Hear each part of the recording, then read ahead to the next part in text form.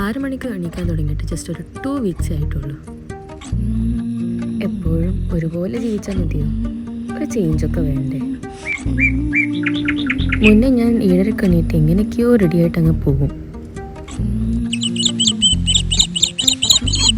ഇപ്പോൾ സുഖം കേട്ടോ. രാവിലെ എണീറ്റ് കോഫിയും കുടിച്ച് കുറച്ച് നേരം വായു നോക്കി ഫുഡും പാക്ക് ചെയ്യും. ബ്രേക്ക്ഫാസ്റ്റ് റെഡിയായി. ഇനി ഭർത്താവിനെ കഴിപ്പിച്ചിട്ട് പെട്ടെന്ന് അങ്ങ് പറഞ്ഞു വിടണം. പെട്ടെന്ന് റെഡിയായി ഞാനും അങ്ങ് ഇറങ്ങി. ഇന്ന് ലലോണാണ് കേട്ടോ പിക്ക് ചെയ്യുന്നത്. ഇവിടുന്ന് ഒരു 20 മിനിറ്റ് ദൂരെ ഓഫീസിലോട്ടേക്കുള്ളൂ.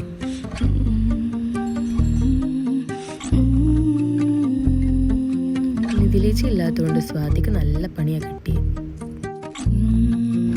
ഇതുപോലെ അങ്ങോട്ടും ഇങ്ങോട്ടും നടന്നാലേ നമ്മളെ പണി നടക്കുള്ളൂ. ഇവിടെ വെറുതെ കിട്ടുന്നത് ഈ കോഫി പൗഡർ മാത്രമാണ്. അതുകൊണ്ട് തന്നെ നമ്മൾ ഇടയ്ക്കിടയ്ക്ക് കോഫി ഉണ്ടാക്കി കുടിക്കും. ഇന്ന് ബ്രെൻഡിൻ്റെ ബർത്ത്ഡേ ആണ്. അതുകൊണ്ടൊരു സർപ്രൈസ് കേക്ക് കട്ടിങ് ഉണ്ടായിരുന്നു. ഇതാണ് ബ്രെൻഡ. സൂപ്പർ ക്യൂട്ടല്ലേ? എനിക്ക് ഭയങ്കര ഇഷ്ടമാണ്. 5:30 നമ്മൾ ഒന്നും നോക്കില്ല, നമ്മൾ അങ്ങ് ഇറങ്ങി ഓടും. നല്ല ഭംഗിയല്ലേ സൂര്യനെ കാണാൻ. ശ്വേത കുറച്ച് നേരമായിട്ട് പനി അഭിനയിക്കുന്നുണ്ട്. ആള് നാളെ ലീവ് എടുക്കാനാ ചാൻസ്. അങ്ങനെ ഞാൻ വീട്ടിലെത്തി. ഈ പുതിയ ശീലം രാവിലെ എണീക്കൽ മാത്രമല്ല, ഡിന്നർ ഞാനിപ്പം ഒരു 7 മണിക്ക് മുന്നേ കഴിക്കാറുണ്ട്. ഇനി പോയി പെട്ടെന്ന് റെഡിയായി ഡിന്നറും കഴിച്ച് ജിമ്മിലോട്ട് പോവാം.